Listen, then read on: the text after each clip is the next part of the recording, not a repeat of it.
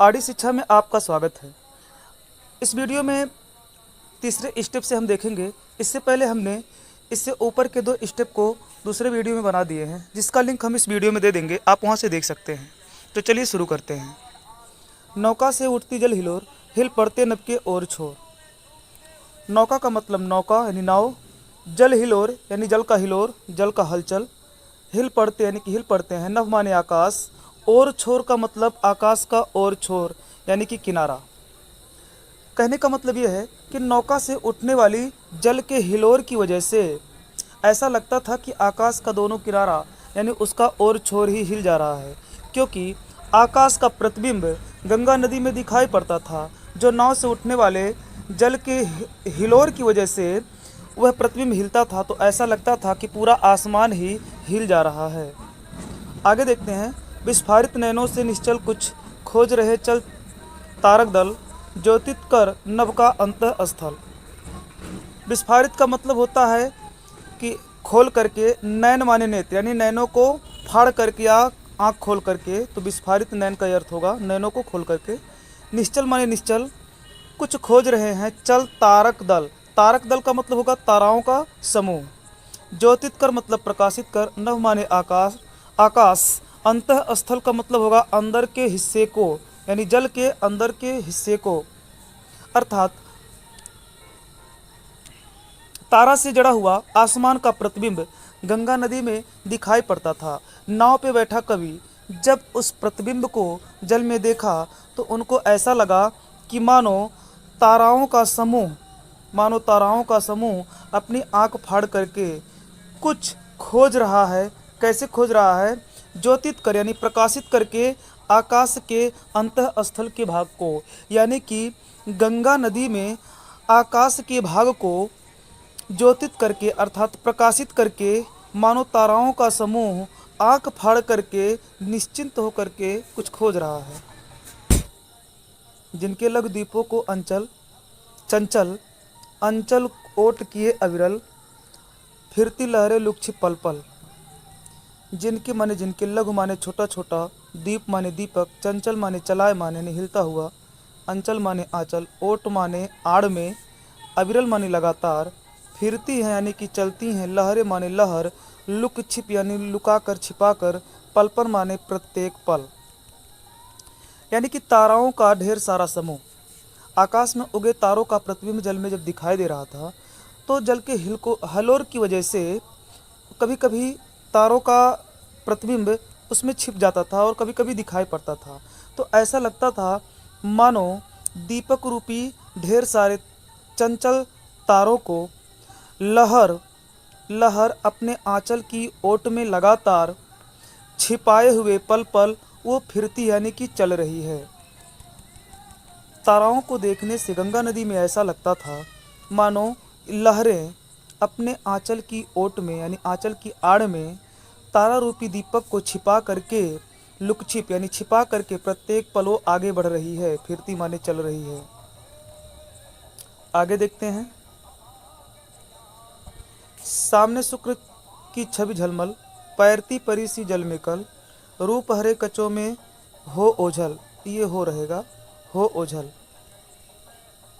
सामने यानी सामने, शुक्र यानी शुक्र तारा, छवि माने सुंदरता, झलमल का मतलब झिलमिला रहा है, पैरती यानी कि परी, पैरती माने तैर रही है, परी का मतलब परी, सी माने की तरह, जल माने जल, जल में कल यानी कि जल में तैर रही है कलकल की आवाज़ में, रूप हरे यानी कि सुंदर चेहरा, कच माने बाल, ओझल माने यानी कि बाल से घिरा हुआ, ओझल माने बाल से ओझल या घिरा हुआ। सामने शुक्र तारा दिखाई पड़ा जो कि झिलमिला रहा था। सामने शुक्र की छवि यानी कि शुक्र तारा दिखाई पड़ता है जो कि झिलमिल झिलमिल कर रहा था।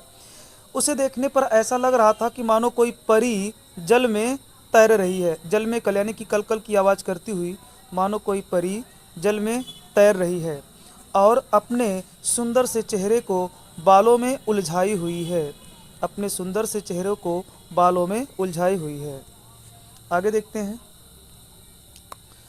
लहरों के घूंघट से झुक झुक, दसवीं का शशि निज तिर्यक मुख, दिखलाता मुग्ध सा रुक रुक। लहरों की घूंघट ने लहर के घूंघट में से माने से झुक झुक यानी झुक करके, दसवीं का यानी कि दसवें दिन का, शशि माने चंद्रमा, निज का मतलब अपना, तिर्यक मुख यानी कि तिरछा मुख, क्योंकि दसवीं के दिन यानी कि दसवें दिन चंद्रमा आधा उगा रहता है यानी कि तिरछा बना रहता है उसका आकृति। दिखलाता माने दिखलाता है, मुग्ध सा रुक रुक यानी मुग्ध होकर, रुक रुक करके यानी कि प्रसन्न होकर के। सामने दसवीं का चंद्रमा आधा उगा हुआ दिखाई पड़ रहा था।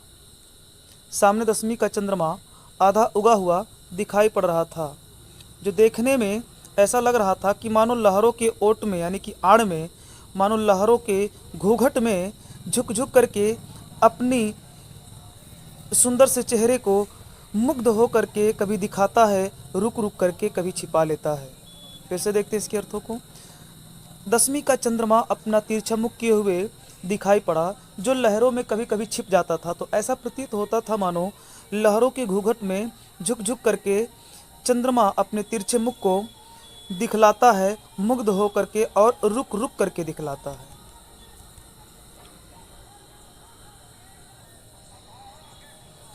उसके बाद देखते हैं अगला, जब पहुंची चपला बीच धार। ये जब रहेगा। जब पहुंची चपला बीच धार, छिप गया चांदनी का कगार। जब माने जब, पहुंची माने पहुंची, चपला का मतलब नाव, बीच धार यानी कि धारा के बीचों बीच, छिप गया अर्थात छिप जाता है, चांदनी का कगार, कगार माने किनारा, चांदनी का कगार अर्थात चांदनी से जड़ा हुआ यानी चांदनी में चमकने वाला कगार, किनारा। कवि कहता है कि जब हमारी नाव धारा के बीचों बीच में पहुंची, जब हमारी नाव धारा के बीचों बीच में पहुंची तो चांदनी का कगार छिप गया, क्योंकि चांदनी का किनारा जो था वो बहुत दूर चला गया और वह चांदनी का किनारा छिप गया। यानी अब चांदनी का किनारा नहीं दिखाई दे रहा था, अब चारों ओर गंगा जल ही जल दिखाई दे रहा था। दो बाहों से दूरस्थ तीर, धारा का कृष कोमल शरीर, आलिंगन करने को अधीर। दो बाहों माने दो बाहों, भुजा, दूरस्थ तीर यानी कि बहुत दूर किनारा, धारा का कृष कोमल शरीर यानी धारा का कोमल अर्थात कोमल, शरीर माने शरीर, कृष माने पतला, और आलिंगन माने गले लगाने के लिए, अधीर माने अधीर हो रहा था, परेशान हो गया था। यानी दूर दूर जो किनारा दिखाई रहा, दूरस्थ तीर, जो दूर दूर कभी कभी किनारा दिखाई दे रहा था नाव की हिलकोर की वजह से, दूर दूर का किनारा कभी कभी दिखाई दे रहा था। उसे देखने से ऐसा लगता था मानो धारा के पतले कोमल शरीर को, मानो धारा के पतले कोमल शरीर को दो बाहों में उसे भरने के लिए फैला करके आलिंगन करने को अधीर अर्थात गले लगाने के लिए अधीर है, परेशान है। दूर का किनारा जो दिखाई दे रहा था कभी कभी, ऐसा लगता था मानो धारा के यानी गंगा नदी के धारा के पतले और कोमल शरीर को अपनी दोनों बाहों में भरकर गले लगाने के लिए परेशान हो रहा है।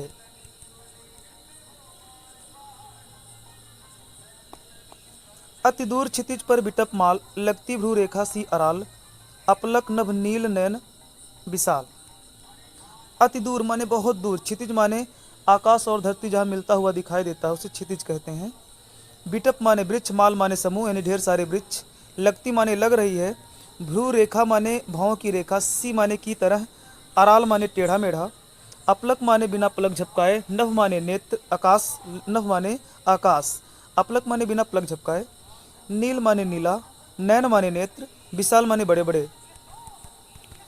यानी कि बहुत दूर, अति दूर क्षितिज पर बिटप माल, जो बहुत दूर क्षितिज पर जहाँ आसमान और धरती मिलता हुआ दिखाई दे रहा था, वहाँ पे ढेर सारे वृक्ष दिखाई दे रहे थे। बिटप माल, ढेर सारे वृक्ष दिखाई दे रहे थे जो देखने में भौं की टेढ़ी मेढ़ी रेखा के समान लगते थे। क्योंकि बहुत दूर जो वृक्ष दिखाई देंगे वो काले काले दिखाई देंगे, टेढ़े मेढ़े, तो उनको देखने पे ऐसा लगता है कि जैसे भौं की टेढ़ी मेढ़ी रेखा की तरह हैं। अपलक नभ नील नयन विशाल, अपलक माने कभी न पलक झपकाने वाले, नीले आकाश जिसका नेत्र बड़ा बड़ा है, उसके मानो ये भौं की रेखा हों। यानी कि अति दूर क्षितिज, बहुत दूर जो क्षितिज पर वृक्षों के समूह दिखाई दे रहे थे वो देखने से ऐसे लग रहे थे मानो कभी न पलक झपकाने वाला आकाश के नीले और विशाल नेत्र के भौं की टेढ़ी मेढ़ी रेखाएं हों। आगे देखते हैं। माँ के उर पर शिशा समीप सोया, धारा में एक दीप उर्मिल प्रवाह को कर प्रतीप। माँ के उर माने माँ के हृदय पर, शिशु माने छोटा सा बच्चा, सा माने की तरह, समीप माने नज़दीक, सोया माने सोया हुआ है, धारा माने धारा, एक द्वीप माने एक छोटा सा द्वीप, उर्मिल माने लहर, प्रवाह माने प्रवाह यानी कि धारा का उठना, प्रवाह लहर, और कर प्रतीप यानी कि लौटा देना। प्रतीप का मतलब टकरा करके लौटना। एक छोटा सा द्वीप दिखाई पड़ा धारा के बीचों बीच में। धारा के बीच में एक छोटा सा द्वीप दिखाई पड़ा, जिसको देखने से कवि को ऐसा लगा जैसे वो माँ के हृदय पे छोटा सा शिशु का बच्चा सोया हुआ है। मानो माँ के हृदय पे जैसे छोटा सा बच्चा सोया हुआ है, ऐसे ही गंगा नदी में एक छोटा सा द्वीप दिखाई पड़ा। और वह छोटा सा द्वीप क्या कर रहा था? गंगा नदी में उठने वाले लहर के प्रवाह को टकरा करके वापस कर देता था। यानी कि उस द्वीप से गंगा में उठने वाली लहर का प्रवाह उससे टकरा करके प्रतीप हो जाता था, अर्थात वापस लौट जाता था। वह कौन बिहग क्या बिकल कोक, उड़ता हरने निज बिरह शोक, छाया की कोकी को बिलोक। कवि ने कहा वह कौन बिहग माने पक्षी, बिकल माने परेशान, कोक माने चकवा, और अगर कोकी कह दिया जाए तो उसका मतलब चकवी हो जाएगा। उड़ता माने उड़ता है, हरने का निज माने अपना हरने के लिए क्या, बिरह शोक यानी बिरह के कारण जो शोक है उसे दुख है। छाया माने छाया, की माने की, कोकी माने उसकी चकवी, अभी हमने देखा ऊपर बताया उसको, कोकी माने चकवी, बिलोक माने देख करके। मतलब ये है कि जो कोक पक्षी होता है यानी चकवा पक्षी होता है, और ये चकवा पक्षी दिन में मिल जाते हैं और रात को बिछुड़ जाते हैं। तो जब दिन हुआ तो ये दोनों मिल गए, इसीलिए कहा गया कि वह कौन बिहग क्या बिकल कोक। चूँकि रात्रि का समय था तो ये चकवा चकवी अलग अलग हो गए थे, बिछुड़ गए थे। तो ऊपर एक चकवा पक्षी उड़ रहा था, देखिए कोक उड़ता, ऊपर एक चकवा पक्षी उड़ रहा था, जिसे देख करके कवि ने कहा वह कौन सा पक्षी है, वह कौन सा पक्षी है, क्या वह परेशान है? लगता है कि चकवा है, वो चकवा पक्षी है, उड़ता यानी उड़ रहा है, हरने निशोक, वो अपनी दुख को दूर करने के लिए, अपनी विरह के दुख को दूर करने के लिए उड़ रहा है। वह उड़ इसलिए रहा था क्योंकि अपनी प्रतिबिंब को, छाया की कोकी को बिलोक, अपनी प्रतिबिंब अपनी छाया को जल में अपनी कोकी समझ लिया था, और उसी को देख देख करके वह आसमान में उड़ रहा था। इसलिए वह अपने दुख को मानो इस तरह से दूर कर रहा था। फिर से देखिए एक बार, कवि को एक चकवा पक्षी उड़ता हुआ दिखाई पड़ा आसमान में, जिसको देख करके कवि को ऐसा लगा कि वह कौन सा चकवा पक्षी है। वो लगता है अपने विरह दुख को दूर करने के लिए अपनी छाया को ही कोकी समझ करके यानी कोकी देख करके आसमान में उड़ रहा है। इसी के साथ ये वीडियो समाप्त होता है। अगले का 2 स्टेप अगले वीडियो में बताएंगे।